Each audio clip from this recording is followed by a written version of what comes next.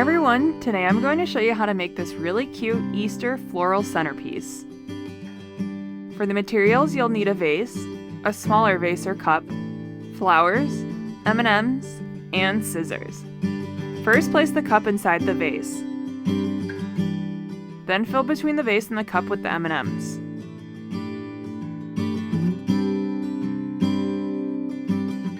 After that, shorten the stems of the flowers and arrange them in the cup.